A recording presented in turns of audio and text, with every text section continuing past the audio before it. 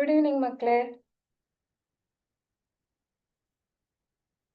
ಎಲ್ರು ಏನ್ ಮಾಡ್ತಾ ಇದ್ದೀರಾ? ಕಾಫಿ ಎಲ್ಲ ಆಯ್ತಾ?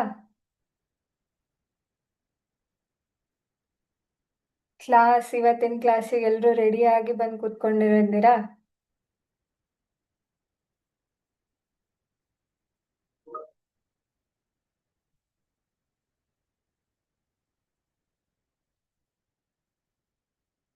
ಏನ್ ಕುಡಿತೀರಾ ಎಲ್ರು?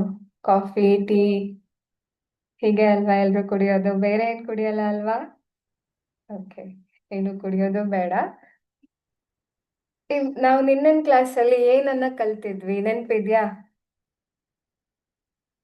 ಮ್ಯಾಥ್ಸ್ ಟಾಪಿಕ್ ಅನ್ನ ನಾವು ನಿನ್ನೆ ಡಿಸ್ಕಸ್ ಮಾಡ್ತಾ ಇದ್ವಿ ಅಲ್ವಾ? ಯಾವ್ದಾಗಿತ್ತು?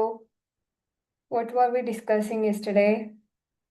About pair of linear equations in two variables.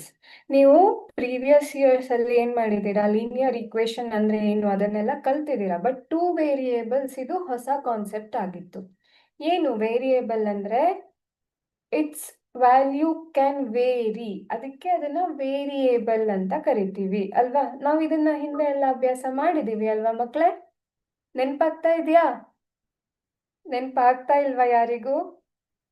ನೆನ್ಪು ಮಾಡ್ಕೊಳ್ಳೋದಕ್ಕೆ ಪ್ರಯತ್ನ ಮಾಡಿ, ನೆನ್ಪಿಟ್ಕೊಳ್ಬೇಕು. ಇದೆಲ್ಲ ಕಾನ್ಸೆಪ್ಟ್ ಅನ್ನ ನಾವು ನಮ್ಮ ತಲೆಯಲ್ಲಿ ಇಟ್ಕೊಳ್ಬೇಕು. ಆಗ್ಲೇ ನಮ್ಗೆ ಪ್ರಶ್ನೆ ಅಂದ್ರೆ ಎಕ್ಸಾಮ್ ಅಲ್ಲೂ ನಮ್ಗೆ ಆನ್ಸರ್ ಮಾಡೋದಕ್ಕೆ ಸಾಧ್ಯ. ಸೊ ಅದನ್ನ ನೆನಪಲ್ಲಿ ಇಟ್ಕೊಳ್ಳಿ. What is variable, what is a constant, ಇದನ್ನೆಲ್ಲ ನೆನಪಲ್ಲಿ ಇಟ್ಕೊಳ್ಳಿ, ಆಯ್ತಾ?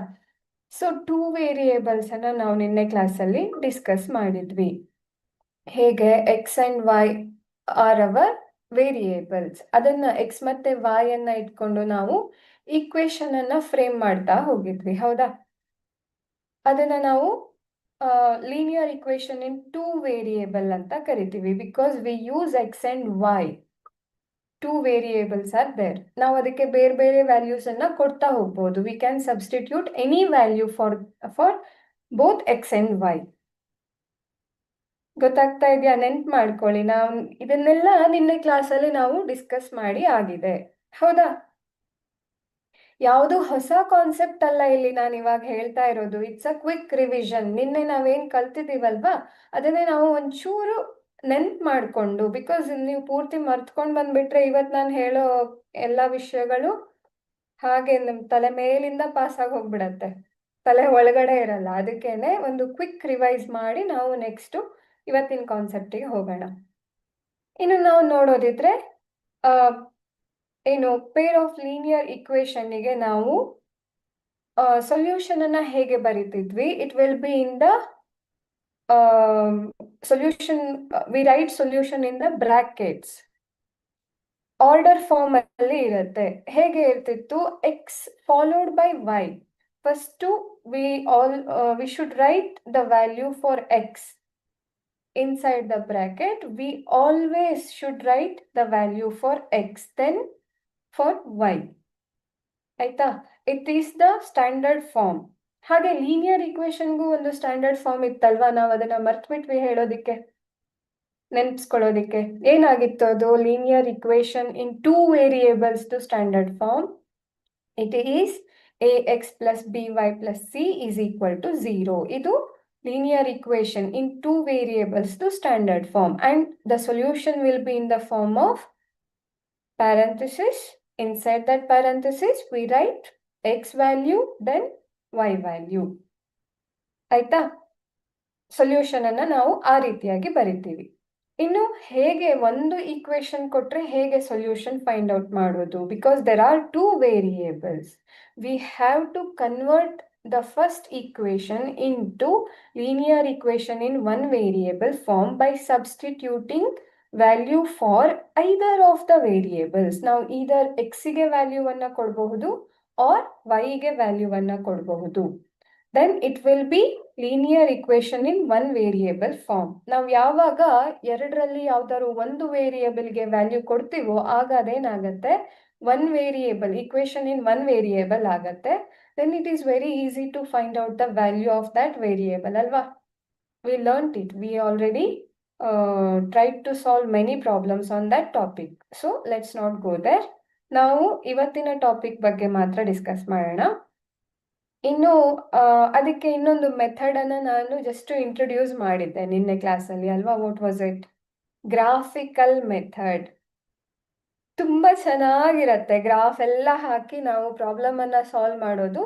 ನೋಡೋದಿಕ್ಕೂ ಅಟ್ರಾಕ್ಟಿವ್ ಆಗಿರತ್ತೆ. ಹಾಗೆ ಸಾಲ್ವ್ ಮಾಡ್ತಾ ತುಂಬಾ ಖುಷಿಯನ್ನು ಕೊಡುವಂತಹ ಟಾಪಿಕ್ ಇದೆಲ್ಲ. ಅಷ್ಟು ಖುಷಿಯಾಗಿದೆ ಅಂತ ಅಂದ್ರೆ ನಾವು ಕಲಿಯೋದು ಬೇಡವಾ? ಹಾಗಿದ್ರೆ ಕಲಿಯೋಣ. ಹೇಗಿರತ್ತೆ ಅಂತ ನೋಡೋಣ ಆಯ್ತಾ. ಗ್ರಾಫಿಕಲ್ ಮೆಥಡ್ ಅಲ್ಲಿ ನಾವು ಲೀನಿಯರ್ ಇಕ್ವೇಶನ್ ಅನ್ನ 3 ರೀತಿಯಾಗಿ ನಾವು ಅರ್ಥ ಮಾಡ್ಕೊಂಡಿದ್ವಿ. ಏನೇನು? ಇನ್ 2 cases equations will be consistent. ಯಾವ್ಯಾವ್ದಾಗಿತ್ತು ಮಕ್ಕಳೇ ಅದು? In the case of coinciding lines, ಅಂದ್ರೆ ನಮ್ಗೆ ಸಾಲ್ವ್ ಮಾಡಿದಾಗ ಲೈನ್ಸ್ ಏನಾದ್ರೂ ಕೋಇನ್ಸೈಡ್ ಆದ್ರೆ, if the lines overlap, one line overlapping on the other line, ನಾವು ಅಂತಹ ಕೇಸಲ್ಲಿ ಏನ್ ಮಾಡ್ತೀವಿ, ಆ ಒಂದು ಈಕ್ವೇಶನ್ಸ್ ಕನ್ಸಿಸ್ಟೆಂಟ್ ಅಂತ ಅರ್ಥ ಮಾಡ್ಕೊಳ್ತೀವಿ. ಹೌದಾ? ಹಾಗೇನೆ ಇನ್ನೊಂದೇನಾಗಿತ್ತು, ಇನ್ನೊಂದ್ರಲ್ಲಿ ನಾವೇನ್ ನೋಡ್ತಾ ಇದ್ವಿ, ಈ ರೀತಿಯಾಗಿ ಲೈನ್ ಕಟ್ ಆಗ್ತಾ ಇದ್ರೆ, ಹೀಗೆ ಕಟ್ ಆಗ್ಬೇಕು ಅಂತ ಏನೂ ಇಲ್ಲ, ಯಾವುದೋ ಒಂದು ಪಾಯಿಂಟ್ ಅಲ್ಲಿ ಒಂದು ಲೈನ್ ಇನ್ನೊಂದು ಲೈನ್ ಅನ್ನ ಕಟ್ ಮಾಡ್ತಾ ಇದ್ರೆ, ನಾವು ಅಂತಹ ಒಂದು ಲೈನ್ಸ್ ಅನ್ನು ಏನಂತ ಹೇಳ್ತೀವಿ, ಕರೆಸ್ಪಾಂಡಿಂಗ್ ಈಕ್ವೇಶನ್ಸ್ ಅನ್ನ ಅದು ಕೂಡ ಕನ್ಸಿಸ್ಟೆಂಟ್ ಅಂತ. ಸೊ ಇನ್ಕನ್ಸಿಸ್ಟೆಂಟ್ ಯಾವಾಗ ಆಗ್ತಾ ಇತ್ತು ಹಾಗಿದ್ರೆ? In case of parallel lines. ಯಾಕೆ? ಎರಡು ಈಕ್ವಲ್ ಡಿಸ್ಟೆನ್ಸ್ ಅಲ್ಲಿ ಮೂವ್ ಆಗ್ತಾನೇ ಇರತ್ತೆ, ದೇ ನೆವರ್ ಮೀಟ್. ಅದಕ್ಕೇನೆ ನಾವೇನ್ ಅಂತ ಹೇಳ್ತೀವಿ, such equations are called as inconsistent because no common value will be there. ಆಯ್ತಾ? ಅದ್ ಎರಡಕ್ಕೂ ಯಾವುದೇ ಕಾಮನ್ ಸೊಲ್ಯೂಷನ್ ಇರದೇ ಇರೋದಕ್ಕೆ ನಾವೇನಂತ ಹೇಳ್ತೀವಿ, ಇನ್ಕನ್ಸಿಸ್ಟೆಂಟ್ ಅಂತ. ಅದನ್ನ ನಾವು ರಿಲೇಶನ್ಶಿಪ್ ಬಿಟ್ವೀನ್ ಕೋಯಿಫಿಷಿಯಂಟ್ಸ್ ರೂಪದಲ್ಲೂ ನೋಡಿದ್ವಿ ಅಲ್ವಾ. ಏನಾಗಿತ್ತು ಅದು? ಸೊ ಇದು ಇಲ್ಲಿ ಇಂಟರ್ಸೆಕ್ಟ್ ಮಾಡ್ತಾ ಇದೆ, ಇಂಟರ್ಸೆಕ್ಟಿಂಗ್ ಲೈನ್ಸ್. ಇದು ಪ್ಯಾರಲಲ್ ಲೈನ್ಸ್. ಹಾಗೇನೆ ಥರ್ಡ್ ಒನ್ ಇಲ್ಲಿ ಕಾಣಿಸ್ತಾ ಇರೋದು ನಮ್ಗೆ ಕೋಇನ್ಸೈಡ್ ಆಗಿರುವಂತಹ line, coinciding lines. So this is the relationship and this is the conclusion we arrived at. ಹೌದಾ? ಯಾವ ರೀತಿ ಲೈನ್ಸ್ ಇದ್ರೆ ನಾವ್ ಏನಂತ ಅರ್ಥ ಮಾಡ್ಕೊಳ್ಬಹುದು, ಆರ್ ವೈಸ್ ವರ್ಸ. ಯಾವ ರೀತಿ ಲೈನ್ಸ್ ನಮ್ಗೆ ಸಿಕ್ಕಿದ್ರೆ ಅದರ ಕೋಯಿಫಿಷಿಯಂಟ್ ಹೇಗಿರಬಹುದು ಅನ್ನೋದನ್ನು ನಾವು ಇಲ್ಲಿ ಅರ್ಥ ಮಾಡ್ಕೊಳ್ಬಹುದು. ನಾವು ಇದು ಅಂದ್ರೆ ಕೋಯಿಫಿಷಿಯಂಟ್ಸ್ ರೇಷಿಯೋ ಕೊಟ್ಟು ಲೈನ್ಸ್ ನೇಚರ್ ಆದ್ರೂ ನಾವು ಕೇಳಬಹುದು.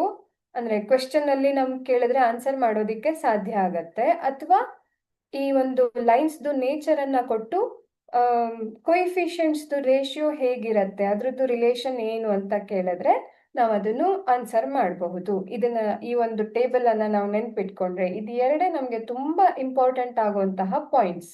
ಏನು? ನಾವು ಈ ರೀತಿ first X coefficient that is A ಅಲ್ವಾ. 2 ಈಕ್ವೇಶನ್ಸ್ ಇರೋದ್ರಿಂದ first equation X coefficient A1, second A2. ಅದೇ ರೀತಿ y ಕೋಯಿಫಿಷಿಯಂಟ್ B1 ಮತ್ತೆ B2. ಅದರ ರೇಷಿಯೋ ತಗೊಂಡಾಗ if it turns out to be ಏನು ನಾಟ್ ಈಕ್ವಲ್ ಇದ್ರೆ ಅದನ್ನ ನಾವೇನಂತ ಅರ್ಥ ಮಾಡ್ಕೊಳ್ತೀವಿ, ಇಂಟರ್ಸೆಕ್ಟಿಂಗ್ ಲೈನ್ಸ್ ಅಂತ.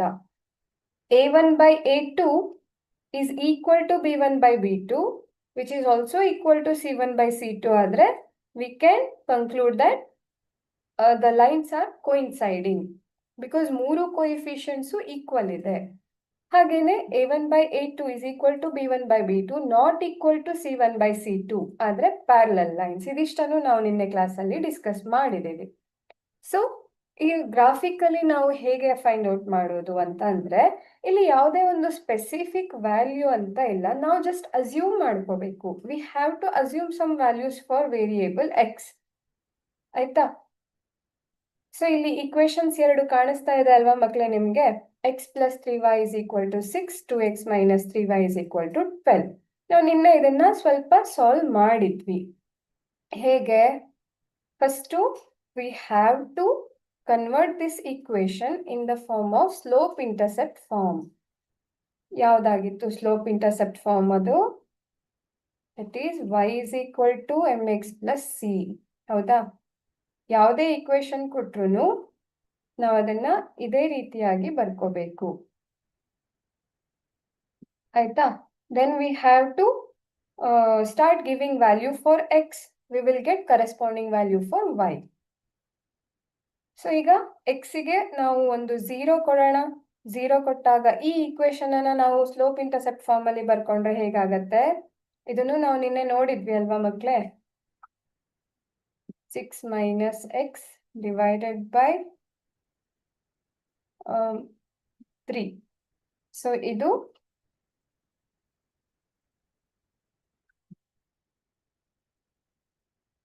ಹೌದಾ? ಓಕೆ. ಇನ್ನು ಇದನ್ನ ಸ್ಲೋಪ್ ಇಂಟರ್ಸೆಪ್ಟ್ ಫಾರ್ಮ್ ಅಲ್ಲಿ ಬರ್ಕೊಂಡ್ರೆ y is equal to 12 minus 2x divided by minus 3 ಆಗತ್ತೆ ಇದು. ನಾವು ಇಲ್ಲಿ ಮೈನಸ್ ಅನ್ನ in order to eliminate that minus sign, we have to multiply the whole equation with another minus sign.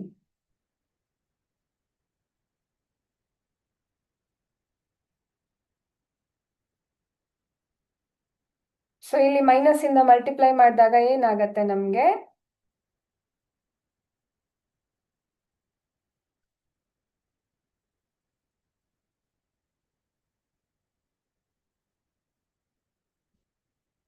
ಒಂದೇ ನಿಮಿಷ.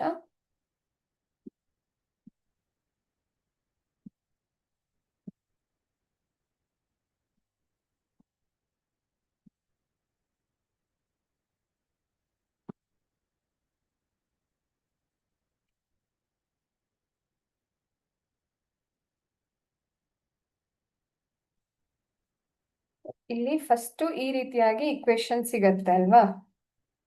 -3 is in the denominator. But ನಮ್ಗೆ minus sign ಹೀಗೆ ಇಟ್ಕೊಂಡ್ರೆ ನಮ್ಗೆ ಸಾಲ್ವ್ ಮಾಡೋದಕ್ಕೆ ಕಷ್ಟ ಆಗತ್ತೆ. So let's eliminate this minus sign by multiplying this whole equation with minus sign. ಆಗ ಏನಾಗತ್ತೆ? ಇಲ್ಲಿ ಪ್ಲಸ್ ಇದೆ, ಇದು ಮೈನಸ್ ಮಲ್ಟಿಪ್ಲೈ ಆಗಿ -12 plus 2x divided by 3 ಆಯಿತು. We can rewrite this equation as 2x minus 12 divided by 3. ಆಯ್ತಾ? This is our final equation. Let's just write it over here.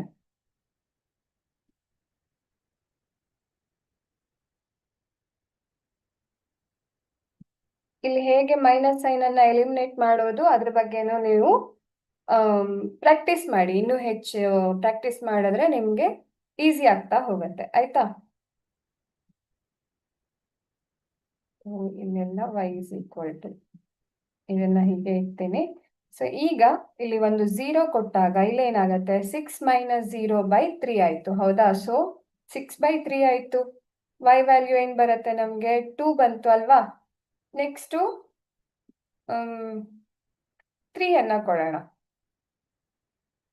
Random value ಆಯ್ತಾ? ನಾವು ಯಾವ್ದಾದ್ರೂ ವ್ಯಾಲ್ಯೂ ಕೊಡಬಹುದು. There is no such rule. ಇದೇ value ಕೊಡಬೇಕು or ಇದೇ value ಕೊಡಬೇಕು ಅಂತ ಏನು ರೂಲ್ಸ್ ಇಲ್ಲ. ನಾವು ಯಾವ್ದಾದ್ರೂ ವ್ಯಾಲ್ಯೂ ಕೊಡಬಹುದು.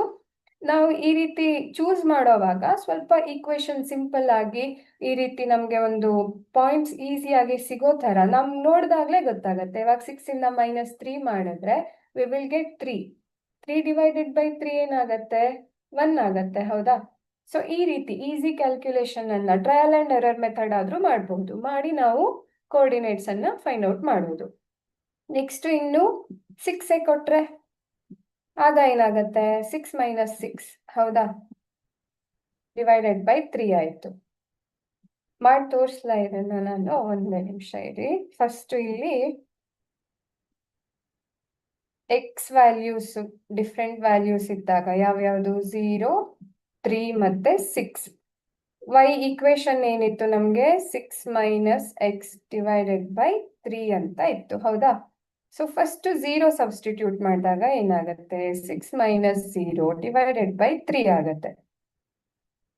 ಇಲ್ಲಿ ಎಕ್ಸ್ಗೆ ನಾವು ಡಿಫ್ರೆಂಟ್ ವ್ಯಾಲ್ಯೂಸ್ ತಗೊಳ್ತಾ ಇದ್ದೀವಿ ಅಲ್ವಾ ಮಕ್ಳೇ? ಅದಕ್ಕೇನೆ what we have to do, we have to substitute the value over here. ಇಲ್ಲಿ ನಾವು ಇಕ್ವೇಶನ್ ಅಲ್ಲಿ ಆ ವ್ಯಾಲ್ಯೂಸ್ ಅನ್ನ ಸಬ್ಸ್ಟಿಟ್ಯೂಟ್ ಮಾಡಿದಾಗ 6 by 3 ಆಯ್ತು. ಬಿಕಾಸ್ 6 minus 0 ಅಲ್ವಾ? ಅಲ್ಲೇನು ನಂಬರ್ ಇಲ್ಲ. ಸೊ 6 ಬರುತ್ತೆ ನಮಗೆ. 3 1s 3 2s, ಸೊ 2 ಆನ್ಸರ್ ಬಂತು. ಅದೇ ರೀತಿ 3 ಸಬ್ಸ್ಟಿಟ್ಯೂಟ್ ಮಾಡಿದಾಗ ಏನಾಗುತ್ತೆ? 6 ಮೈನಸ್ ಎಕ್ಸ್ ಡಿವೈಡೆಡ್ ಬೈ 3 ಇರೋ ಇಕ್ವೇಶನ್ ನಲ್ಲಿ 6 ಮೈನಸ್ 3 ಡಿವೈಡೆಡ್ ಬೈ 3 ಆಯಿತು. ಸೊ 3/3 ಆಗುತ್ತೆ, ಹೌದಾ? 1 ಆನ್ಸರ್ ನಮಗೆ ಸಿಗ್ತಾ ಇದೆ ಇನ್ ಕೇಸ್ ಆಫ್ 3. ಅದೇ 6 ಅನ್ನ ಸಬ್ಸ್ಟಿಟ್ಯೂಟ್ ಮಾಡಿದರೆ ಏನಾಗುತ್ತೆ? 6 ಮೈನಸ್ ಎಕ್ಸ್ ಡಿವೈಡೆಡ್ ಬೈ 3. ನಾವು ಈ ರೀತಿ ಸಾಲ್ವ್ ಮಾಡ್ಕೋಬೇಕು. For each value of x we have to solve the equation for y. Only then we will arrive at the solution. So ಇಲ್ಲಿ 6 ಹಾಕೊಂಡಾಗ ಏನಾಗುತ್ತೆ? 6 minus 6, so we will get 0/3. ನೆನಪಲ್ಲಿ ಇಟ್ಕೊಳ್ಳಿ, 0/ಎನಿಥಿಂಗ್, ಇದು ಯಾವುದೇ ನಂಬರ್ ಆಗಿರಬಹುದು, ವಿಲ್ ಬಿ 0 ಆಲ್ವೇಸ್. ಗೊತ್ತಾಗ್ತಾ ಇದೆಯಾ? ಸೊ ನಾವಿಲ್ಲಿ ನ್ಯೂಮರೇಟರ್ ಅಲ್ಲಿ if there is a 0 in the numerator, then the whole value will become 0. ಆಯ್ತಾ? ಸೊ ಇದಿಷ್ಟು ನಮಗೆ ಕೋಆರ್ಡಿನೇಟ್ಸ್. ನಮ್ಗೀಗ ನಮ್ಗೆ ಗೊತ್ತು ಹೇಗೆ ನಾವು ಆರ್ಡರ್ಡ್ ಪೇರ್ ಅನ್ನ ಹೇಗೆ ಬರೆಯೋದು ಎಕ್ಸ್ ವೈಗೆ ಅಂತ. ಈ ರೀತಿ ಎಕ್ಸ್ ಮತ್ತೆ ವೈಗೆ ನಾವು ಹೇಗೆ ಆರ್ಡರ್ ಪೇರ್ ಬರಿತೀವಿ ಅಂತ. ಯಾವಾಗ ನಾವು ಎಕ್ಸ್ಗೆ 0 ತಗೊಂಡ್ವಿ, ನಮಗೆ ವೈ ಕೋಆರ್ಡಿನೇಟ್ ಏನ್ ಸಿಕ್ತು? 2 ಅಲ್ವಾ? ಇದು ಒಂದಾದ್ರೆ, ಇನ್ನು ಎಕ್ಸ್ಗೆ 3 ತಗೊಂಡಾಗ ವೈ ವ್ಯಾಲ್ಯೂ 1 ಆಯ್ತು. This is our second coordinate. ಇನ್ನು ಎಕ್ಸ್ಗೆ 6 ತಗೊಂಡಾಗ y value became 0. This is our third coordinate. So ನಮ್ಗೆ ಇವಾಗ 3 ಪಾಯಿಂಟ್ಸ್ ಸಿಕ್ಕಿದೆ, ಹೌದಾ? ನಾವೇನ್ ಮಾಡ್ಬೇಕು? ಈ ಗ್ರಾಫ್ ಅಲ್ಲಿ ನಿಮಗೆ ಕಾಣಿಸ್ತಾ ಇದೆಯಾ ಮಕ್ಕಳೇ, ಇಲ್ಲಿ ಗ್ರಾಫ್ ಶೀಟು? ಸೊ ಇಲ್ಲಿ ಆ ಪಾಯಿಂಟ್ ಅನ್ನ ನಾವು ಮಾರ್ಕ್ ಮಾಡ್ತಾ ಹೋಗ್ಬೇಕು. ಇಷ್ಟು ಸಾಲ್ವ್ ಮಾಡಾದ್ಮೇಲೆ ಪಾಯಿಂಟ್ಸ್ ಅನ್ನ ಮಾರ್ಕ್ ಮಾಡ್ತಾ ಹೋಗ್ಬೇಕು. This is the coordinates for our first equation. We still have to find out the coordinates for second equation, ಅಲ್ವಾ? ನಾವಿನ್ನು ಅದನ್ನ ಫೈಂಡ್ ಔಟ್ ಮಾಡಿಲ್ಲ. ಸೊ ಫಸ್ಟ್ ಇಕ್ವೇಶನ್ ಏನಿತ್ತು? ಎಕ್ಸ್ ವ್ಯಾಲ್ಯೂ 0 ಇದ್ದಾಗ ವೈ ವ್ಯಾಲ್ಯೂ 2. ಈ ಲೈನ್ ಮೇಲೆ ಇಲ್ಲಿ ಎಕ್ಸ್ ಮತ್ತೆ ವೈ ಪಾಯಿಂಟ್ ಎರಡು 0 ಆಗೋದು, ಇದನ್ನ ಒರಿಜಿನ್ ಅಂತ ಹೇಳ್ತೀವಿ. ನಾನು ನಿನ್ನೆ ಹೇಳ್ತಾ ಇದ್ದೆ ಅಲ್ವಾ, ಒರಿಜಿನ್.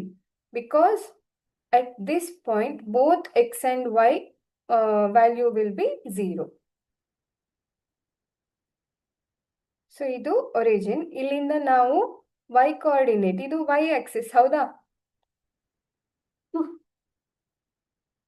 ಇದು ವೈ ಆಕ್ಸಿಸ್. ಇಲ್ಲಿ 2 ಪಾಯಿಂಟ್ಸ್ ಮೇಲಕ್ಕೆ ಹೋದ್ರೆ ನಮ್ಗೆ ಫಸ್ಟ್ ಪಾಯಿಂಟ್ ಸಿಗತ್ತೆ, ಆಯ್ತಾ? ಇದು 0 ಮತ್ತೆ 2. ಬಿಕಾಸ್ ಆನ್ ದಿಸ್ ಲೈನ್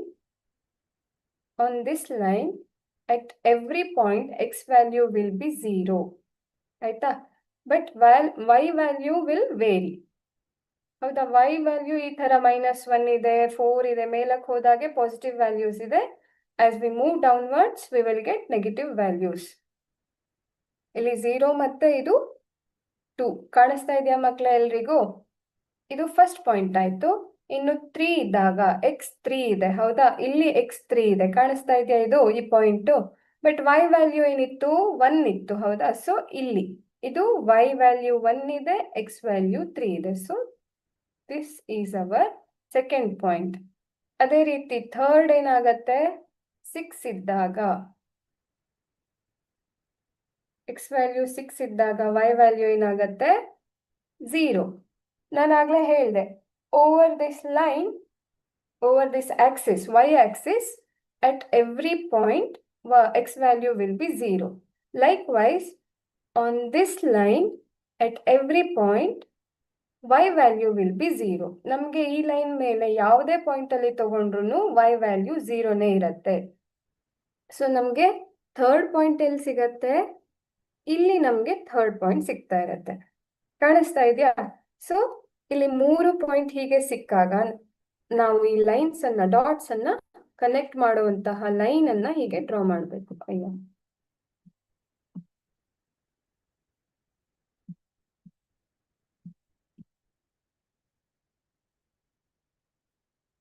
ನನ್ನ ಲೈನ್ ಸರಿಯಾಗಿ ಬಂದಿಲ್ಲ.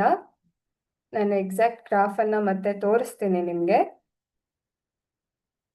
ಸ್ವಲ್ಪ ಅಡ್ಜಸ್ಟ್ ಮಾಡ್ಕೊಳ್ಳಿ. ಈ ಪಾಯಿಂಟ್ಸ್ ಕನೆಕ್ಟ್ ಆಗಿದೆ ಈ ಲೈನ್ನಿಂದ ಅಂತ ಅರ್ಥ ಮಾಡ್ಕೊಳ್ಳಿ, ಆಯ್ತಾ?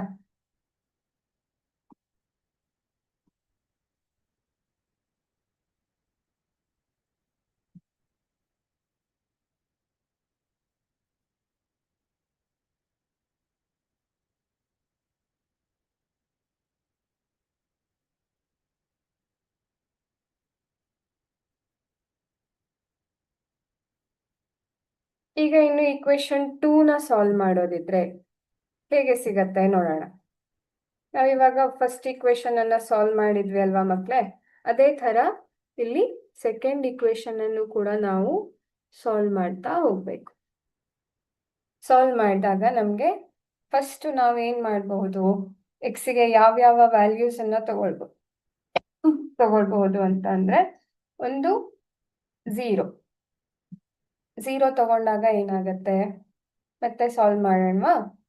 ಇಲ್ಲೇನಿದೆ ಈಕ್ವೇಶನ್ನು,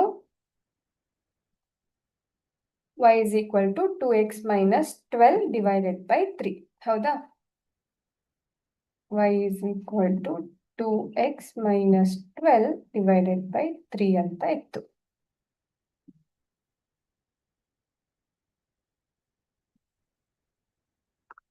ಸೊ ಇಲ್ಲಿ ನಾವು ಎಕ್ಸ್ಗೆ ಫಸ್ಟು 0 ತಗೊಂಡ್ರೆ, ಎಕ್ಸ್ಗೆ ಒಂದು 0 ತಗೊಳ್ಳೋಣ, ಇನ್ನೊಂದು 3 ತಗೊಳ್ಳೋಣ, ಇನ್ನೊಂದು 6 ತಗೊಳ್ಳೋಣ. ಇಲ್ಲೂ ಕೂಡ ಸೇಮ್ ತಗೊಂಡಾಗ ಏನಾಗತ್ತೆ ನೋಡೋಣ ಬನ್ನಿ. So 2 into 0 minus 12 divided by 3 ಇದೇನು ಅಲ್ಲ. ಸೊ 2 into 0 ಏನ್ ಬರುತ್ತೆ product? Anything multiplied by 0 is also 0 ಅಲ್ವಾ?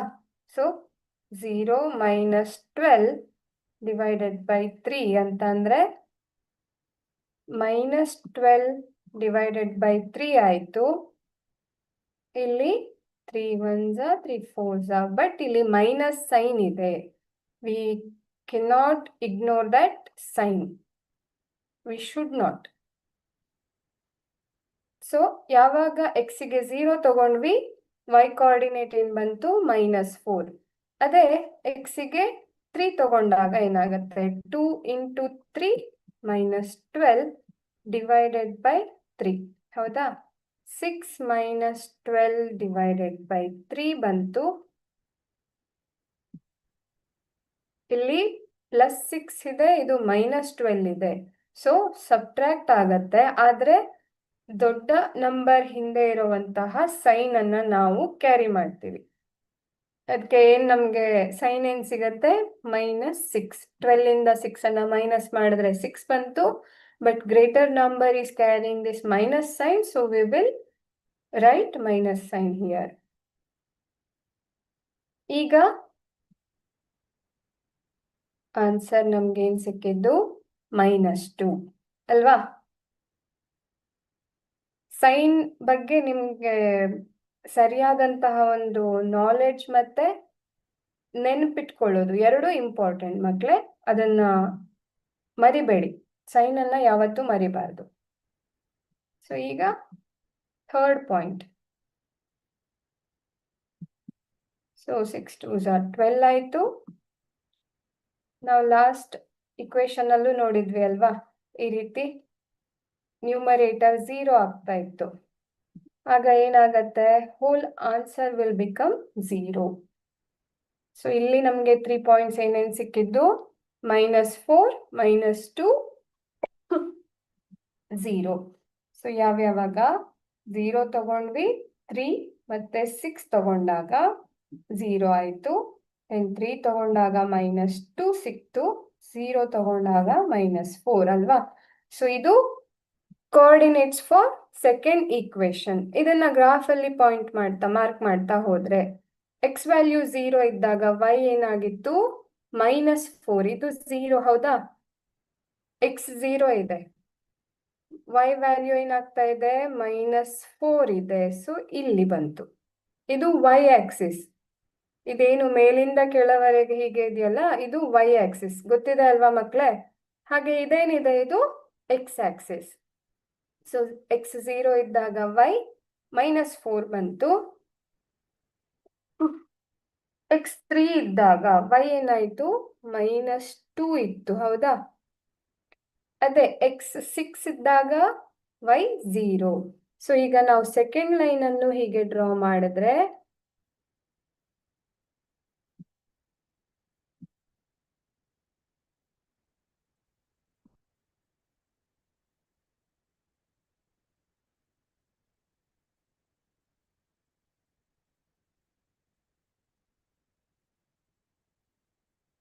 ಒಂದು ನಿಮಿಷ.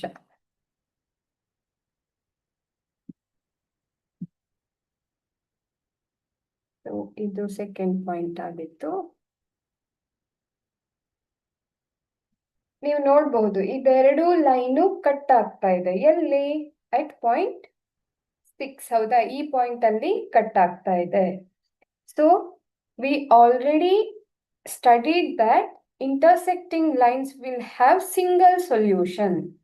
ಎಲ್ಲಿ ಆ ಲೈನ್ಸ್ ಎರಡು ಕಟ್ ಆಗತ್ತೋ ನಮ್ಗೆ ಅದು ಆ ಎರಡು ಈಕ್ವೇಶನಿನ ಸೊಲ್ಯೂಷನ್ ಅನ್ನೋದು ಗೊತ್ತಿದೆ.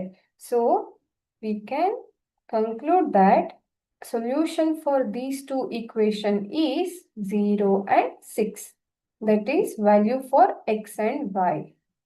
ಯಾವಾಗ ನಾವು x ಮತ್ತೆ y ಗೆ 0 ಮತ್ತೆ 6 ಅನ್ನ ಸಬ್ಸ್ಟಿಟ್ಯೂಟ್ ಮಾಡ್ತೀವಿ, ಹೋಲ್ ಈಕ್ವೇಶನ್ ವಿಲ್ ಬಿಕಮ್ 0. ಗೊತ್ತಾಗ್ತಾ ಇದೆಯಾ? ಇದ್ರದ್ದು ಎಕ್ಸಾಕ್ಟ್ ಗ್ರಾಫು ಈ ರೀತಿಯಾಗಿ ಬರುತ್ತೆ. ಇಲ್ಲಿ ಪರ್ಫೆಕ್ಟ್ ಲೈನ್ಸ್ ಎಲ್ಲ ಇದೆ. ಕಾಣಿಸ್ತಾ ಇದೆಯಾ ಮಕ್ಕಳೇ? ಸಾರಿ. ಸೊ ನೆಕ್ಸ್ಟ್ ಎಕ್ಸಾಂಪಲ್ ಅನ್ನ ನೋಡೋಣ. ಇಲ್ಲೇನಿದೆ? ಅಗೇನ್ ನಾವು ಈಕ್ವೇಶನ್ ಅನ್ನ ಆಲ್ರೆಡಿ y ಫಾರ್ಮಲ್ ಇದೆ, mx ಪ್ಲಸ್ c ಫಾರ್ಮಲ್ಲೇ ಇದೆ. ಹೌದಾ? ಸೊ ಇದನ್ನ ಆಸ್ ಇಟ್ ಈಸ್ ನಾವು ಬರ್ಕೊಳ್ಳೋಣ.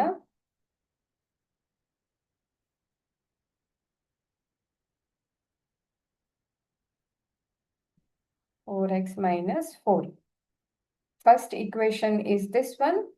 Second is 4x - 4. Y is equal to 4x - 4.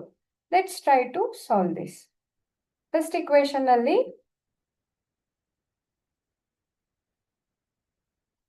y is equal to 2x - 2 ಅಂತ ಇತ್ತು. ಹೌದಾ?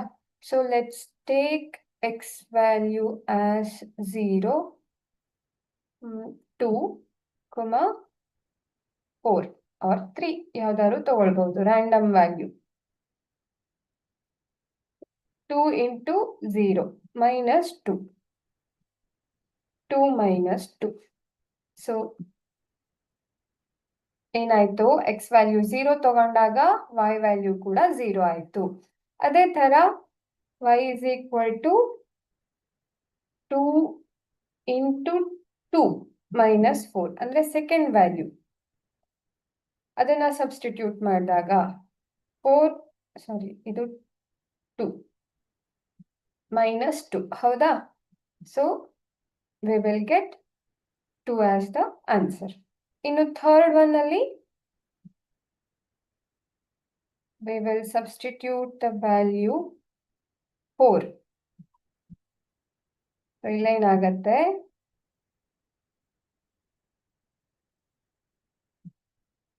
ಪಾಯಿಂಟ್ ಏನು ಸಿಗ್ತಾ ಇದೆ? 6. ಹೌದಾ? ಸೊ ಇದು 3 ಕೋಆರ್ಡಿನೇಟ್ಸ್ ಆಯ್ತು ಫಸ್ಟ್ ಇಕ್ವೇಶನ್ನಿಗೆ. 0, 2, 4 ತಗೊಂಡಾಗ ಫಸ್ಟ್ ನಮ್ಗೆ 0 ಸಿಕ್ತು. 2 ತಗೊಂಡಾಗ 2 ಆನ್ಸರ್ ಸಿಕ್ತು. 4 ತಗೊಂಡಾಗ 6 ಸಿಕ್ತು. ಹೌದಾ? Let's try to mark the points on the graph. First one 0, 0. ನಾನು ಲಾಸ್ಟ್ ಎಕ್ಸಾಂಪಲ್ ಅಲ್ಲಿ ಹೇಳಿದ್ದೆ, origin 0, 0. Both x and y coordinates will be 0 at this point. So ಇದು ಫಸ್ಟ್ ಪಾಯಿಂಟ್ ಆಯ್ತು. ನೆಕ್ಸ್ಟ್ x ಗೆ 2 ತಗೊಂಡಾಗ y was also 2. ಹೌದಾ? So ಈ point ಆಯ್ತು. ನೀವು ನೋಡಿ x ಸ್ಕೇಲ್ ಅಲ್ಲೂ ಇಲ್ಲಿ 2 ಕಾಣಿಸ್ತಾ ಇದೆ.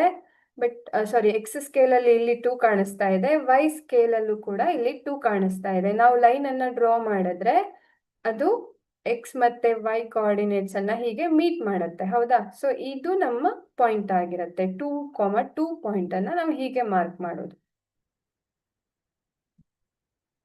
ಇನ್ನು ಥರ್ಡ್ ಪಾಯಿಂಟ್ ನೋಡಿದ್ರೆ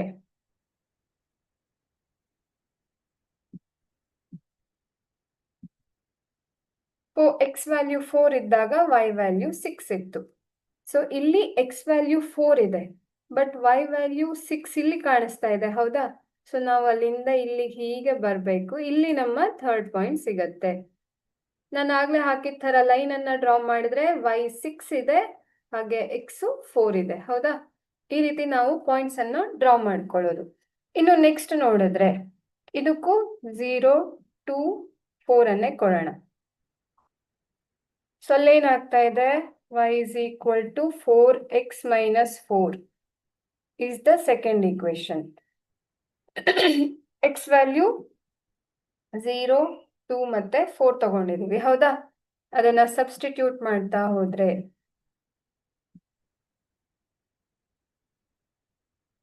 ಸಾರಿ ಇಲ್ಲಿ 2 ಇಂಟು 0 0 ಆಗತ್ತೆ ಮಕ್ಳೇ. ಈ ಒಂದು ಪಾಯಿಂಟ್ ಅಲ್ಲಿ ಇದು 0 ಆಗಲ್ಲ, ಇದು -2 ಆಗತ್ತೆ. ಯಾಕಂದ್ರೆ 2 ಇಂಟು 0 ಇದು 2 ಆಗಿರತ್ತೆ. 0 - 2 ನಮ್ಗೆ ಆನ್ಸರ್ -2 ಸಿಕ್ಕಿರತ್ತೆ ಇಲ್ಲಿ. ಹಾಗೆ ಇಲ್ಲೇನಾಗತ್ತೆ, -4 ಸಿಗ್ತಾ ಇದೆ. ಇನ್ನು ಸೆಕೆಂಡ್ ಪಾಯಿಂಟ್ ಅನ್ನ ನಾವು ಈಕ್ವೇಟ್ ಮಾಡಿದಾಗ 4 ಇಂಟು 2 -4, 8 -4, ಸೊ 4 ಆನ್ಸರ್ ಸಿಗ್ತಾ ಇದೆ. Next third, let's substitute the value 4.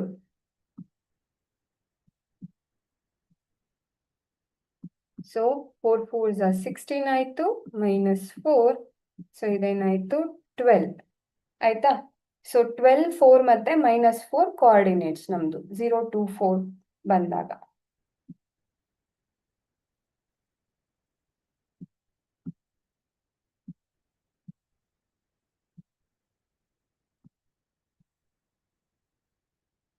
ಇಲ್ಲಿ -2 ಆಗಿತ್ತು, ಇಲ್ಲಿ -4, 4 ಮತ್ತೆ 12 ಆಯ್ತಾ? ಫಸ್ಟ್ ಕೋಆರ್ಡಿನೇಟ್ ನಾನು ಮಿಸ್ಟೇಕ್ ಮಾಡಿದೆ. ಅದು ಇಲ್ಲಿ 0 ಇದ್ದಾಗ, ಎಕ್ಸ್ 0 ಇದ್ದಾಗ ವೈ -2 ಅಂದ್ರೆ ಈ ಪಾಯಿಂಟ್ ಬರುತ್ತೆ. ಕಾಣಿಸ್ತಾ ಇದೆಯಾ ನಿಮ್ಗೆ ಗ್ರಾಫ್ ಅಲ್ಲಿ? ಈ ತರ ಆಗಿರುತ್ತೆ. ನೆಕ್ಸ್ಟ್ ಈ ಒಂದು ಸೆಕೆಂಡ್ ಇಕ್ವೇಶನ್ಗೆ ಮಾರ್ಕ್ ಮಾಡ್ತಾ ಹೋದ್ರೆ 0 ಇದ್ದಾಗ -4 ಆಗಿತ್ತು. ಸೊ ಎಕ್ಸ್ 0 ಇದೆ, ವೈ -4 ಇಲ್ಲಿ ಬರುತ್ತೆ.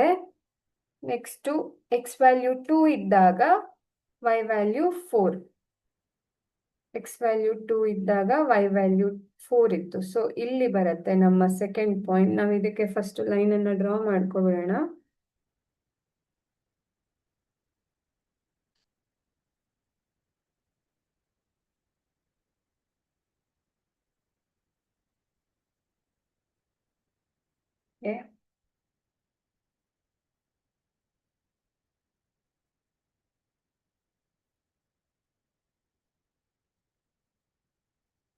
ಇದು ಫಸ್ಟ್ ಇಕ್ವೇಶನಿನ ಲೈನ್ ಆಯ್ತು, ಹೌದಾ?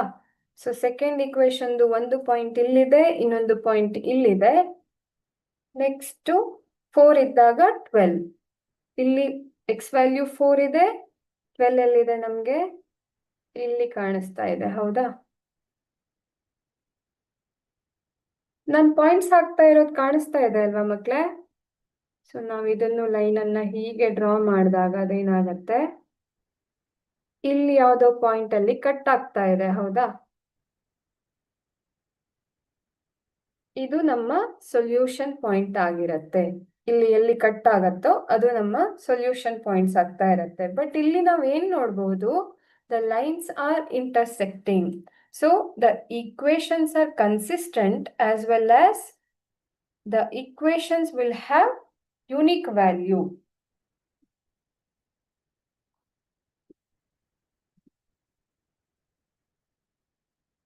ಅನ್ನೋದು ನಮ್ಗೆ ಹೀಗೆ ಸಾಲ್ವ್ ಮಾಡಿದಾಗ ಗೊತ್ತಾಯ್ತು. ಇದನ್ನು ಕರೆಕ್ಟ್ ಆಗಿ ಗ್ರಾಫ್ ಅಲ್ಲಿ ನೋಡಿದ್ರೆ ಇವರು ಸ್ವಲ್ಪ ಕೋಆರ್ಡಿನೇಟ್ಸ್ ಅನ್ನ ಬೇರೆ ತಗೊಂಡು ಡ್ರಾ ಮಾಡಿದ್ದಿದೆ ಆಯ್ತಾ. ಹೀಗೆ ಪಾಯಿಂಟ್ಸ್ ಕಟ್ ಆಗಿ ನಮ್ಗೆ ಒಂದು ಸೊಲ್ಯೂಷನ್ ಸಿಗತ್ತೆ.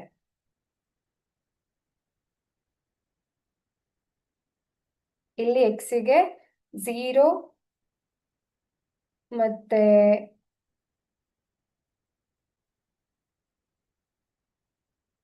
2 ಮತ್ತೆ 1 ಅನ್ನ ತಗೊಂಡಿದ್ದಾರೆ. 0 1 2 ತಗೊಂಡಾಗ ಈ ರೀತಿ ಸ್ವಲ್ಪ ಡಿಫ್ರೆಂಟ್ ಆಗಿ ವ್ಯಾಲ್ಯೂಸ್ ಸಿಕ್ಕಿದೆ. ಬಟ್ ನಾವಿಲ್ಲಿ ಏನ್ ಅರ್ಥ ಮಾಡ್ಕೊಳ್ಬೇಕು, when the lines are intersecting the equations will be consistent plus it will have one unique value solution ಅನ್ನೋದು ನಮ್ಗಿಲ್ಲಿ ಗೊತ್ತಾಗತ್ತೆ. ಸೊ ಇದು ಕೂಡ ಇನ್ನೊಂದು ಎಕ್ಸಾಂಪಲ್. ಬಟ್ ಇಲ್ಲಿ ಏನಿದೆ, they have not given the equations. Instead, they have asked you frame equation. ಅವ್ರೇನ್ ಮಾಡ್ತಾ ಇದ್ದಾರೆ, ನಮಗೆ ಈಕ್ವೇಶನ್ ಅನ್ನ ನೀವೇ ರೆಡಿ ಮಾಡ್ಕೊಳ್ಳಿ ಅಂತ ಕೊಟ್ಟಿದ್ದಾರೆ. ನಾವು ಲಾಸ್ಟ್ ಎಕ್ಸಾಂಪಲ್ ಅಲ್ಲಿ ಏನ್ ನೋಡಿದ್ವಿ, ನಮ್ಗೊಂದು ರೆಡಿ ಈಕ್ವೇಶನ್ ಇತ್ತು, ನಾವು ಅದನ್ನ ಸಾಲ್ವ್ ಮಾಡಿದ್ರೆ ಮುಗ್ದಿತ್ತು ಅಲ್ವಾ. ಬಟ್ ಅಷ್ಟು ಸಿಂಪಲ್ ಆಗೇ ಇರತ್ತೆ ಯಾವಾಗ್ಲೂ ಅಂತ ಹೇಳಕ್ ಆಗಲ್ಲ. ಅದಕ್ಕೇನೆ ನಮ್ಗೆ ಈಕ್ವೇಶನ್ ಅನ್ನ ಫ್ರೇಮ್ ಮಾಡೋದನ್ನು ನಾವು ಕಲ್ತ್ಕೋಬೇಕು. ಸೊ ಈ ರೀತಿಯಾಗಿ ಇಲ್ಲಿ ನಿಮಗೆ ಕ್ವೆಶ್ಚನ್ ಕಾಣಿಸ್ತಾ ಇದೆಯಾ, 10 students of class 10 took part in a mathematics quiz. So total number of students ಎಷ್ಟಿದ್ದಾರೆ ಅಂತ ಆಯ್ತು 10. If the number of girls is 4 more than the number of boys, 2 different variables ಇದೆ, ಗರ್ಲ್ಸ್ ಅಂಡ್ ಬಾಯ್ಸ್, ಹೌದಾ. Total number 10 ಇದೆ.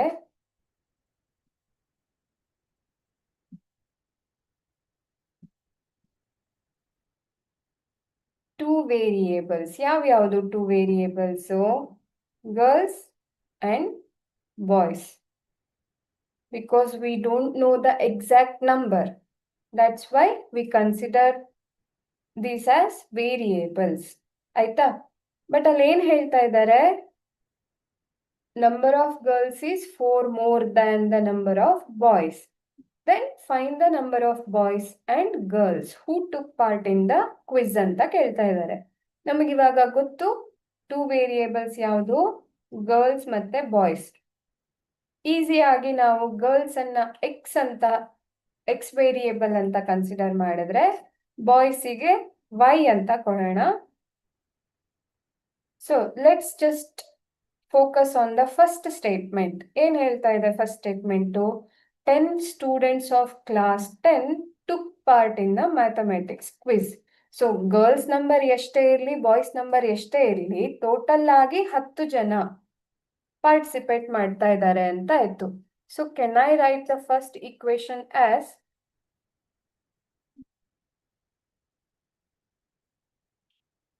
x plus y is equal to 10 ಅಲ್ವಾ. Because girls ಮತ್ತೆ boys ಇಬ್ರು ಸೇರಿ 10 ಜನ ಸ್ಟೂಡೆಂಟ್ಸ್ ಏನ್ ಮಾಡ್ತಾ ಇದ್ದಾರೆ, ಕ್ವಿಜ್ ಅಲ್ಲಿ ಪಾರ್ಟಿಸಿಪೇಟ್ ಮಾಡ್ತಾ ಇದ್ದಾರೆ. ಬಟ್ ವೇರಿಯೇಬಲ್ ನಾವು ಹೇಗೆ ಗರ್ಲ್ಸ್ ಮತ್ತೆ ಬಾಯ್ಸ್ ಅನ್ನ ವೇರಿಯೇಬಲ್ ಥ್ರೂ ಡಿನೋಟ್ ಮಾಡ್ತಾ ಇದ್ದೀವಿ, ಎಕ್ಸ್ ಮತ್ತೆ ವೈ ಅಲ್ವಾ. So when we take the sum of girls and boys it is equated to 10, ಹೌದಾ. ಫಸ್ಟ್ ಇಕ್ವೇಶನ್ ಆಯ್ತು ಇದು ನಮ್ದು.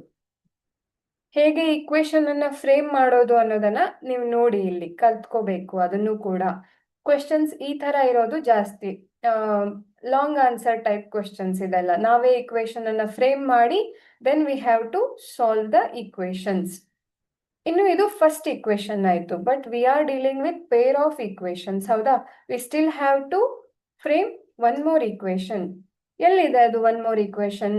ಇಲ್ಲಿ ಸೆಕೆಂಡ್ ಲೈನ್ ಅನ್ನ ನೋಡಿದ್ರೆ, if the number of girls is 4 more than the number of boys. ಅಂದ್ರೆ ಏನ್ ಹೇಳ್ತಾ ಇದ್ದಾರೆ, ಗರ್ಲ್ಸ್ ಬಾಯ್ಸ್ಗಿಂತ 4 ಜನ ಎಕ್ಸ್ಟ್ರಾ ಇದ್ದಾರೆ ಅಂತ ಹೇಳ್ತಾ ಇದ್ದಾರೆ. ಬಾಯ್ಸ್ ಎಷ್ಟಿದ್ದಾರೆ ಅನ್ನೋದು ನಮ್ಗೆ ಗೊತ್ತಿಲ್ಲ, that's why we have taken as y, ಹೌದಾ. ಬಟ್ ಅಲ್ಲಿ ಏನ್ ಹೇಳ್ತಾ ಇದ್ದಾರೆ, ಬಾಯ್ಸ್ ಎಷ್ಟೇ ಜನ ಇರ್ಲಿ ಅದಕ್ಕಿಂತ 4 ಜನ ಏನು ಹೆಣ್ಮಕ್ಳು ಜಾಸ್ತಿ ಇದ್ದಾರೆ. ಹೆಣ್ಮಕ್ಳೇ ಸ್ಟ್ರಾಂಗ್ ಗುರು ಅಲ್ವಾ, ಅದಕ್ಕೆ ಹೆಣ್ಮಕ್ಳು ಜಾಸ್ತಿ ಇದಾರೆ ಅಲ್ಲಿ. ನೆಕ್ಸ್ಟ್ ಏನಾಗ್ತಾ ಇದೆ, ಅದಕ್ಕೆ ನಾವು ಇನ್ನೊಂದು ಇಕ್ವೇಶನ್ ಅನ್ನ ಹೇಗೆ ಬರಿಬಹುದು, ಇಲ್ಲಿ ಸೆಕೆಂಡ್ ಸ್ಟೇಟ್ಮೆಂಟ್ ಇಂದ y is equal to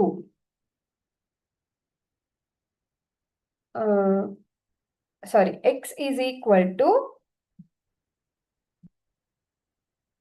because girls are more than boys, ಹೌದಾ, ಬಾಯ್ಸ್ದು ವೇರಿಯೇಬಲ್ ಏನಿದೆ y, x ಗೆ ವೇರಿಯೇಬಲ್ ಏನ್ ಕೊಟ್ಟಿದ್ದೀವಿ, ಗರ್ಲ್ಸಿಗೆ ವೇರಿಯೇಬಲ್ ಏನ್ ಕೊಟ್ಟಿದ್ದೀವಿ x, ಅದಕ್ಕೇನೆ x is equal to y plus 4, ಅಂದ್ರೆ ಗಂಡ್ಮಕ್ಳ ನಂಬರ್ಗಿಂತ 4 ನಂಬರ್ ಹೆಣ್ಮಕ್ಳದ್ದು ಜಾಸ್ತಿ ಇದೆ ಅಂತ ಆಯ್ತು. ಸೊ ನಮ್ಗೆ ಗೊತ್ತು, ನಾವು ಇಕ್ವೇಶನ್ ಅನ್ನ ಬರ್ದಾದ್ಮೇಲೆ what is the next step, we have to write the equation in the form of slope intercept form ಅಲ್ವಾ.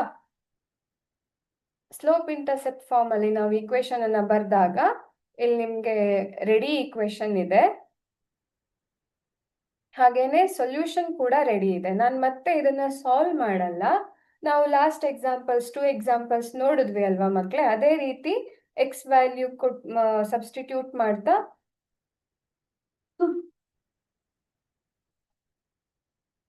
we will find value for y, ಆಯ್ತಾ. ಸೊ ನಾನು ಇಲ್ಲಿ ಸಾಲ್ವ್ ಮಾಡೋದಾಗ್ಲಿ ಅಥವಾ ಸಬ್ಸ್ಟಿಟ್ಯೂಟ್ ಮಾಡೋದಾಗ್ಲಿ ಏನು ಮಾಡಲ್ಲ. ನಾನಿಲ್ಲಿ ಕ್ವೆಶ್ಚನ್ ಅನ್ನ ಮೇನ್ ಆಗಿ ತಗೊಂಡಿರೋದು ಯಾಕೆ ಅಂದ್ರೆ, ಈ ರೀತಿ ನಮ್ಗೆ ಸ್ಟೇಟ್ಮೆಂಟ್ ರೂಪದಲ್ಲಿ ಕ್ವೆಶ್ಚನ್ ಕೊಟ್ಟಾಗ ವಿ ಹ್ಯಾವ್ ಟು ಏನು extract the information and frame one equation, not 1 2 equations, ಆಯ್ತಾ.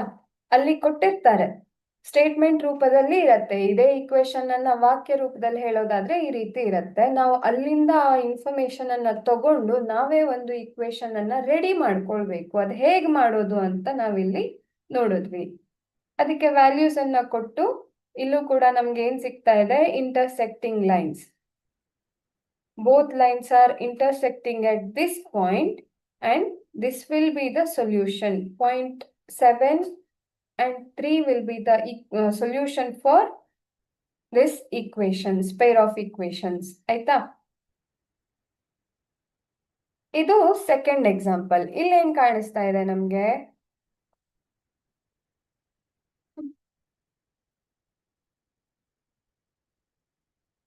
ಇಲ್ಲಿ ನೋಡಿ, 5 pencils and 7 pens together cost 50, whereas 7 pencils and 5 pens together cost 46, ಹೌದಾ.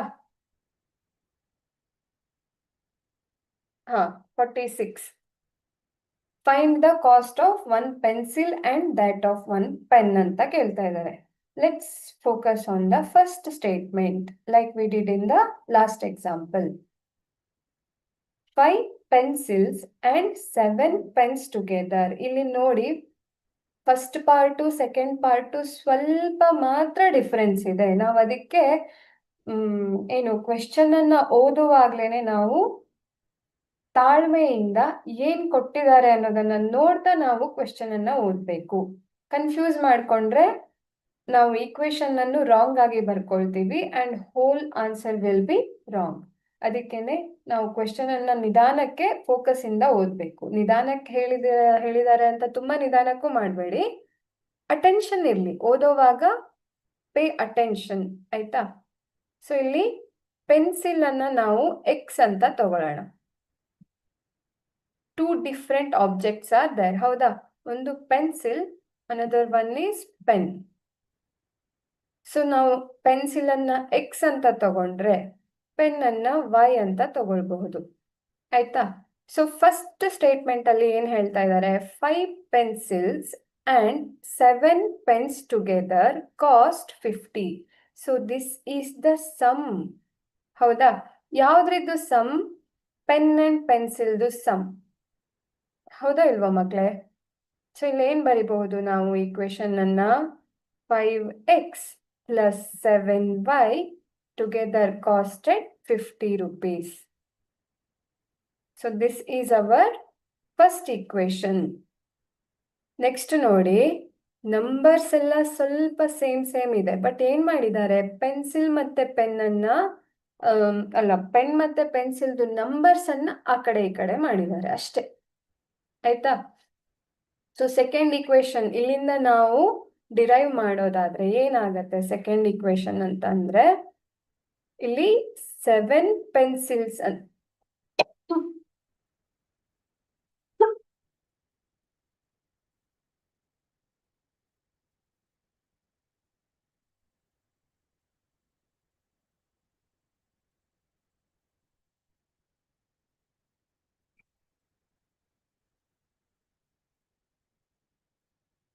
7 ಪೆನ್ಸಿಲ್ಸ್ ಅಂತ ಹೇಳ್ತಾ ಇದ್ದಾರೆ. So 7x, because X is the variable for pencil ಅಲ್ವಾ.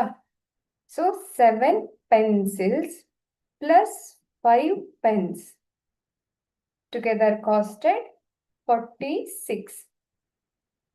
ಇಲ್ಲಿ ಇದು 46 ಆಗತ್ತೆ ಈಕ್ವೇಶನ್ನು. -7x divided by 5. ಯಾವಾಗ ನಾವು ಇದನ್ನ ಸ್ಲೋಪ್ ಇಂಟರ್ಸೆಪ್ಟ್ ಫಾರ್ಮ್ ಅಲ್ಲಿ ಬರ್ಕೊಳ್ತೀವಿ ಆಗ ಇಕ್ವೇಶನ್ ಈ ರೀತಿಯಾಗಿ ಆಗತ್ತೆ. ಸೊ ನಾವಿಲ್ಲಿ ಇಕ್ವೇಶನ್ಗೆ ವ್ಯಾಲ್ಯೂಸ್ ಅನ್ನ ನೋಡ್ತಾ ಹೋಗೋಣ.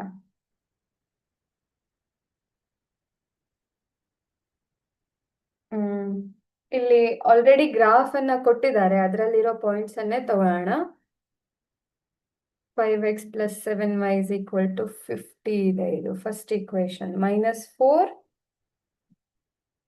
ಅಂದ್ರೆ ಜಾಸ್ತಿ ಟೈಮ್ ತಗೊಳೋದ್ ಬೇಡ ಇದನ್ನ ಸಾಲ್ವ್ ಮಾಡೋಕೆ. ಇನ್ನು ನಾವು ಬೇರೆ ಬೇರೆ ತರ ಪ್ರಾಬ್ಲಮ್ಸ್ ಎಲ್ಲ ನೋಡ್ಬೇಕು ಅಲ್ವಾ, ಇದಿಷ್ಟೇ ಅಲ್ಲ.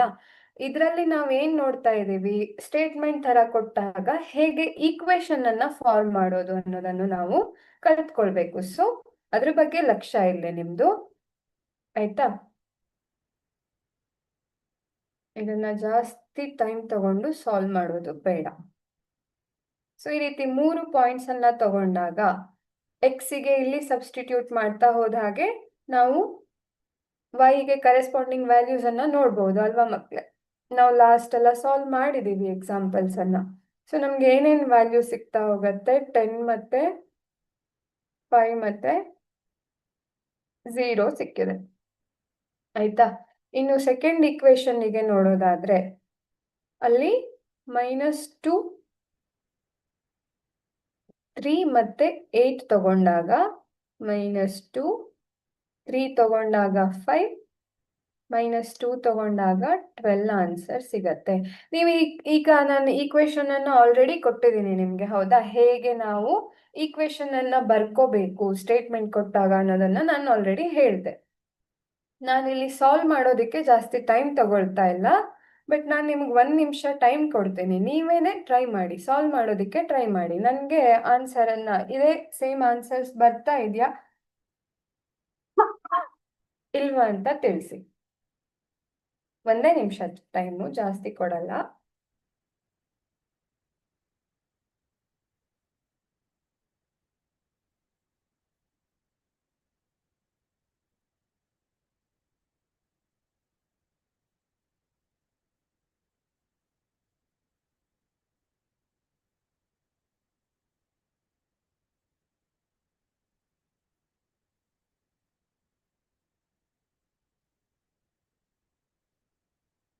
ಟ್ರೈ ಮಾಡಿದ್ರಾ?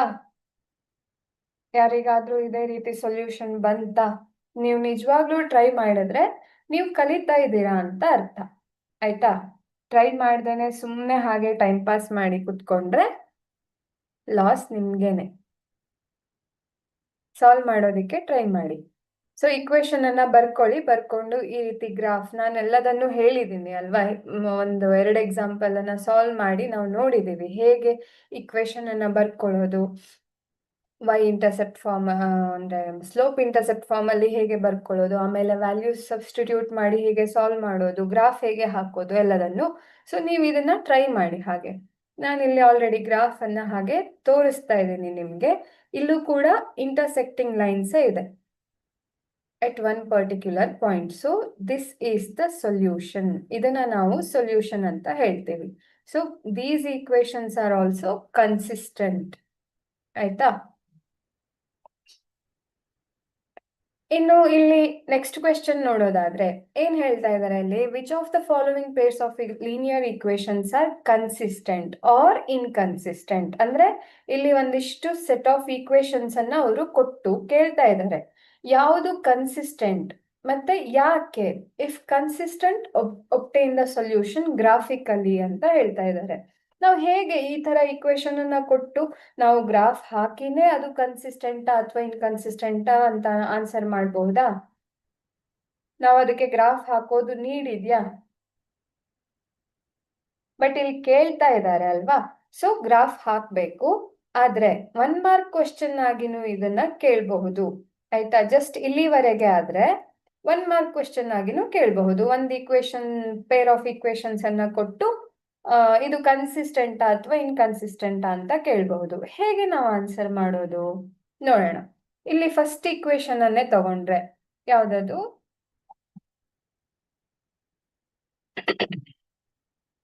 ಫಸ್ಟ್ ಈಕ್ವೇಶನ್ ಸೆಟ್ ನಾವು ನೋಡಿದ್ರೆ x plus y is equal to 5 ಅಂತ ಇದೆ. ಇನ್ನೊಂದು ಈಕ್ವೇಶನ್ ಏನಿದೆ, 2x plus 2y is equal to 10. But both these equations are not in the standard form.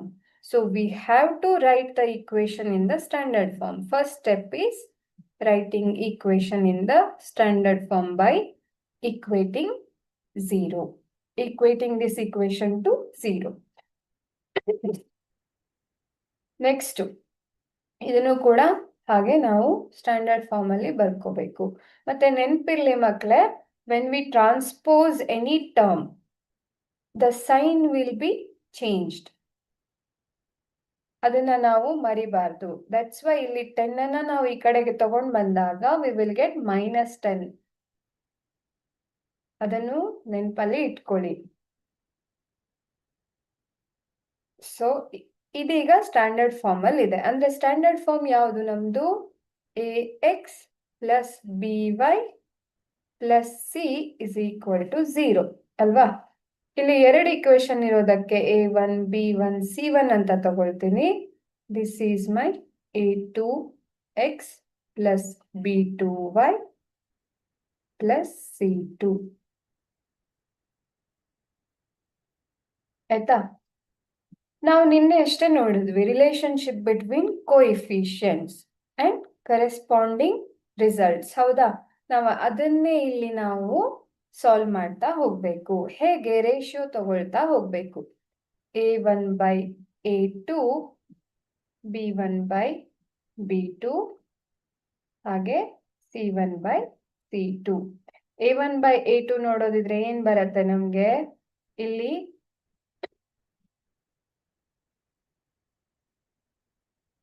a1 b1 values ಅನ್ನು ಬರ್ಕೊಬಿಡ್ತೀನಿ.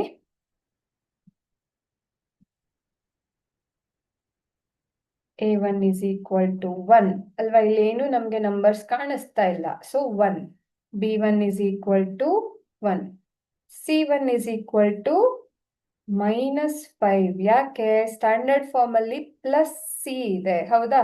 But in the equation it is the number is with minus sign, so we have to consider this sign as well. ಅದಕ್ಕೆ c1 becomes -5. ಇನ್ನು a2 ಏನಾಗತ್ತೆ ಮಕ್ಕಳೇ, 2 ಅಲ್ವಾ. b2 2, c2 -10. ಇವಾಗ a1 by a2 is equal to 1 by 2 ಆಗತ್ತೆ ಅಲ್ವಾ. b1 by b2 1 by 2. ಇನ್ನು c1 by c2 ಏನಾಗತ್ತೆ, ಇದು 1 by 2 ಅಂತ ಹೇಳ್ತೀನಿ. ಯಾಕೆ, -5 ಮತ್ತೆ -10 ಇದೆ, 1 by 2 ಅಂತ ಹೇಗ್ ಬಂತು, we have to take the ratio. ಇಲ್ಲಿ ನ್ಯೂಮರೇಟರ್ ಅಂಡ್ ಡಿನಾಮಿನೇಟರ್ ಎರಡೂ ಕಡೆ ಮೈನಸ್ ಸೈನ್ ಇದೆ, ಸೊ ಮೈನಸ್ ಮೈನಸ್ ಕ್ಯಾನ್ಸಲ್ ಆಗಿ ನಮಗೆ ಜಸ್ಟ್ ಪ್ಲಸ್ ಸೈನ್ ಸಿಗತ್ತೆ 1 by 2. ಸೊ ನಮ್ಗೆ ಯಾವ ಕನ್ಕ್ಲೂಷನ್ಗೆ ನಾವು ಬರ್ಬಹುದು ಮಕ್ಕಳೇ, a1 by a2 is equal to b1 by b2 is equal to c1 by c2, ಹೌದಾ. So if the coefficients are like this, ratio of coefficients is like this, then we can conclude that lines are coincident line. ಅಲ್ವಾ? ನಾವು ಅದನ್ನೇ ಅಲ್ವಾ relationship ಅಲ್ಲಿ ಅರ್ಥ ಮಾಡ್ಕೊಂಡಿದ್ದು. Coincident ಅಂದ್ರೆ ಏನು? It will have infinite solutions.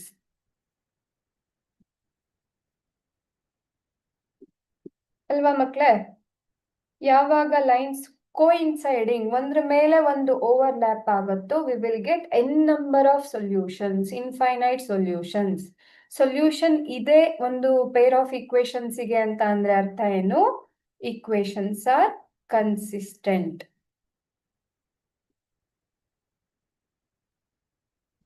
ಹೌದಾ? ಸೊ ಫಸ್ಟ್ ಒನ್ಗೆ ನಮ್ಗೆ ಆನ್ಸರ್ ಡನ್ ಅಲ್ವಾ? ಫಸ್ಟ್ ಒನ್ ಸಾಲ್ವ್ ಮಾಡಿ ನೋಡಿದ್ವಿ. ಇನ್ನು ಸೆಕೆಂಡ್ ಒನ್ ಮಾಡೋಣ.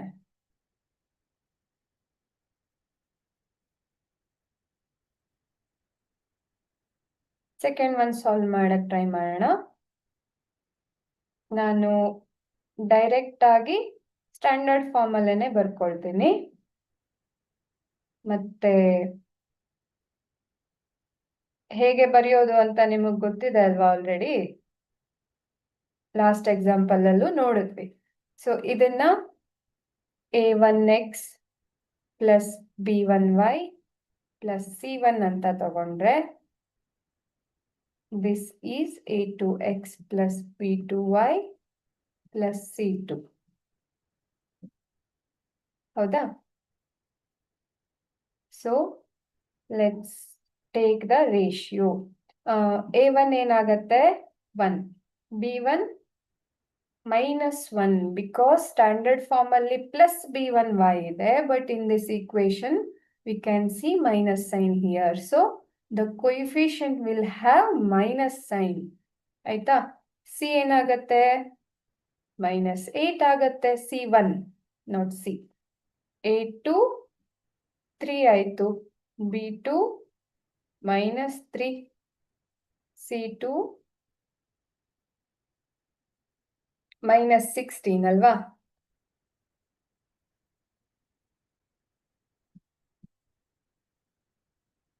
ಇನ್ನು ರೇಷಿಯೋ ನೋಡೋದಾದ್ರೆ a1 by a2, b1 by b2,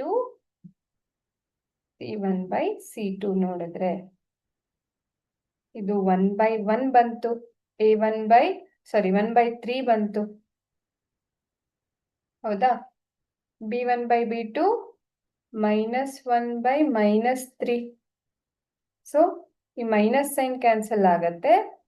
we will get b1 by b2 ratio as 1 by 3. c1 by c2 ನೋಡಿದ್ರೆ -8 by -16. So ಇದೇನಾಗತ್ತೆ?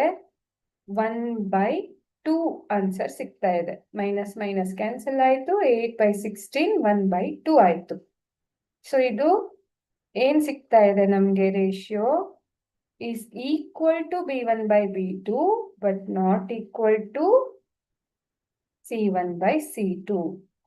So we can come to the conclusion that lines are intersecting. Lines are parallel.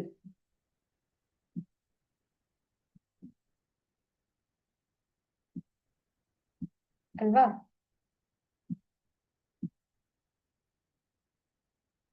ಯಾಕೆ? ನಾವು relationship ಅಲ್ಲಿ ನೋಡಿದ್ವಿ, ಎರಡರದ್ದು coefficients ratio X ಮತ್ತೆ ವೈದು equal ಇದ್ದು c1 constants ratio ನಮ್ಗೆ different ಬಂದ್ರೆ we know that lines are parallel. Parallel ಇದೆ ಅಂತ ಅಂದ್ರೆ ಅರ್ಥ ಏನು ಮಕ್ಕಳೇ? equations will have no solution. If the pair of equation has no solution, then the pair of equations is called inconsistent. ಹೌದಾ?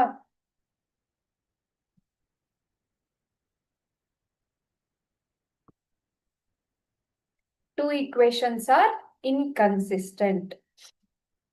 ಗೊತ್ತಾಯ್ತಾ? ಈ ತರ ಕ್ವೆಶ್ಚನ್ಸ್ ಅನ್ನ ಕೊಟ್ರೆ ಹೇಗೆ ನಾವು ಸಾಲ್ವ್ ಮಾಡೋದು ಅನ್ನೋದು ಗೊತ್ತಾಯ್ತಾ ನಿಮ್ಗೆ? ಹಾಗೆ ಸ್ಟೇಟ್ಮೆಂಟ್ ತರ ಕ್ವೆಶ್ಚನ್ ಸ್ಟೇಟ್ಮೆಂಟ್ ತರ ಇದ್ರೆ ಅದರಿಂದ ನಾವು ಈಕ್ವೇಶನ್ ಅನ್ನ ಫಾರ್ಮ್ ಮಾಡ್ಕೊಳ್ಬೇಕು. ನಿಧಾನಕ್ಕೆ ಒಂದು ಹಾಫ್ ಪಾರ್ಟ್ ಅನ್ನ ಓದಿ ಇನ್ ಹಾಫ್ ಅನ್ನ ಬಿಡೋದಲ್ಲ. ಎಲ್ಲ ಇಡೀ ಕ್ವೆಶ್ಚನ್ ಅನ್ನು ಪೂರ್ತಿಯಾಗಿ ಓದಿ ನಾವು ಅದರಿಂದ 2 ಈಕ್ವೇಶನ್ ಅನ್ನ ನಾವು ಡ್ರಾ ಮಾಡಬಹುದು. ಗೊತ್ತಾಯ್ತಾ? ಈ ರೀತಿ ನಾವು ಸಾಲ್ವ್ ಮಾಡ್ತೀವಿ. ಇನ್ನೆರಡು ಈಕ್ವೇಶನ್ ಅನ್ನ ನೀವು ಬರ್ಕೊಂಡು ಸಾಲ್ವ್ ಮಾಡಿ. ಹೇಗೆ ಬರುತ್ತೆ ಅಂತ ನಾಳೆ ನಾನು ಇನ್ನೊಂದು ಈಕ್ವೇಶನ್ ಅನ್ನ ಸಾಲ್ವ್ ಮಾಡಿ ತೋರಿಸ್ತೀನಿ ನಾಳಿನ ಕ್ಲಾಸಲ್ಲಿ. ಓಕೆ ಓಕೆ ನಾವು ಇವತ್ತಿನ ಕ್ಲಾಸಲ್ಲಿ ಗ್ರಾಫಿಕಲ್ ಮೆಥಡ್ ಇಂದ ನಾವು ಹೇಗೆ ಪೇರ್ ಆಫ್ ಇಕ್ವೇಶನ್ಗೆ ಸೊಲ್ಯೂಷನ್ ಅನ್ನ ಫೈಂಡ್ ಔಟ್ ಮಾಡೋದು ಅನ್ನೋದನ್ನು ಕಲ್ತಿದ್ದೀವಿ. ಹಾಗೇನೆ ಕ್ವೆಶ್ಚನ್ಸ್ ಇಂದ ಇಕ್ವೇಶನ್ ಅನ್ನ ಫಾರ್ಮ್ ಮಾಡೋದನ್ನು ಕೂಡ ಕಲ್ತಿದ್ದೀವಿ. ಹಾಗೆ whether the given set of equation is consistent or inconsistent ಅಂತ ಕೇಳಿದಾಗ ಅದನ್ನ ಹೇಗೆ ಸಾಲ್ವ್ ಮಾಡೋದು ಅನ್ನೋದನ್ನು ನಾವು ಕಲ್ತಿದ್ದೀವಿ ಅಲ್ವಾ? ಸೊ ಇದು ಕೂಡ ಸೇಮ್ ಇದೇ ತರ ಬರ್ಕೊಂಡೇನೆ ಸಾಲ್ವ್ ಮಾಡಬೇಕು. ರಿಲೇಶನ್ಶಿಪ್ ಹೇಗೆ ಬರುತ್ತೆ ಅನ್ನೋದನ್ನ ನೋಡ್ಕೊಂಡು ನಾವು ಕನ್ಕ್ಲೂಷನ್ಗೆ ಬರಬಹುದು. ಇವತ್ತಿನ ಕ್ಲಾಸ್ ಅಲ್ಲಿ ಹೇಳಿದ್ದೆಲ್ಲದು ಕ್ಲಿಯರ್ ಆಗಿದ್ಯಾ ಮಕ್ಕಳೇ? ನಿಮ್ಗೆ ಏನಾದ್ರೂ ಡೌಟ್ಸ್ ಇದೆಯಾ? ಈಸಿ ಇದೆ ಅಲ್ವಾ? ಎಲ್ಲಾ ಕಾನ್ಸೆಪ್ಟ್ಗಳು ತುಂಬಾನೇ ಈಸಿ ಇದೆ. ನೀವು ಪ್ರಾಕ್ಟೀಸ್ ಅನ್ನ ಮಾಡಿ, ಮನೆಯಲ್ಲಿ ಪ್ರಾಕ್ಟೀಸ್ ಮಾಡಿ. ನೀವು ಎಷ್ಟು ಹೆಚ್ಚು ಪ್ರಾಕ್ಟೀಸ್ ಮಾಡ್ತೀರಾ ಅಷ್ಟು ಇನ್ನು ಈಸಿ ಆಗ್ತಾ ಹೋಗುತ್ತೆ ಕಾನ್ಸೆಪ್ಟ್ಸ್. ಆಯ್ತಾ? ಏನಾದ್ರೂ ಡೌಟ್ಸ್ ಇದೆಯಾ ಇವತ್ತು ಕಲ್ತಿದ್ರಲ್ಲಿ?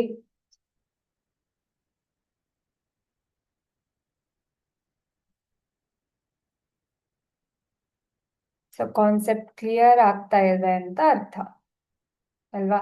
ನಾವು ಒಂದೊಂದೇ ಸ್ಟೆಪ್, ಬೇಬಿ ಸ್ಟೆಪ್ಸ್ ಅನ್ನ ಇಟ್ಕೊಂಡು ಇನ್ನು ಹೆಚ್ಚು ಹೆಚ್ಚು ಇನ್ಫಾರ್ಮೇಶನ್ ಅನ್ನ ಕಲಿತಾ ಇದ್ದೀವಿ. ಹಾಗೆ ಮುಂದಕ್ಕೆ ಹೋಗ್ತಾ ಇದ್ದೀವಿ. ಕ್ಲಾಸಸ್ ಅಲ್ಲಿ ಕಲ್ತ್ಕೊಳ್ತಾ ಇದ್ದೀರಾ. ಹಾಗೆ ಇಲ್ಲಿ ಎಕ್ಸ್ಟ್ರಾ ಕ್ಲಾಸ್ ಅಲ್ಲೂ ಕೂಡ ಸಂಕಲ್ಪ ಜೊತೆಗೆ ನೀವು ಇನ್ನೂ ಹೆಚ್ಚು ಅರ್ಥ ಮಾಡ್ಕೊಳ್ಳೋದಿಕ್ಕೆ ಪ್ರಯತ್ನ ಪಡ್ತಾ ಇದ್ದೀರಾ. ಸೊ ಕಾನ್ಸೆಪ್ಟ್ ಇನ್ನೂ ಕ್ಲಿಯರ್ ಆಗ್ತಾ ಇರತ್ತೆ ನಿಮ್ಗೆ. ಎಕ್ಸಾಮ್ ಹಾಗೆ ಚಿಟಿಕೆ ಹೊಡೆಯೋದ್ರಷ್ಟಲ್ಲಿ ಮುಗಿಸ್ಕೊಂಡು ಬರ್ತೀರಾ ಅಲ್ವಾ? ಹಾಗೆ ಆಗ್ಲಿ. ಆಯ್ತಾ? ಓದಿ ಪ್ರಾಕ್ಟೀಸ್ ಮಾಡಿ. ನಾಳೆ ನಾವು ಇನ್ನು ನೆಕ್ಸ್ಟ್ ಮೆಥಡ್ಸ್ ಅನ್ನೆಲ್ಲ ಕಲಿಯೋಣ. Thank you.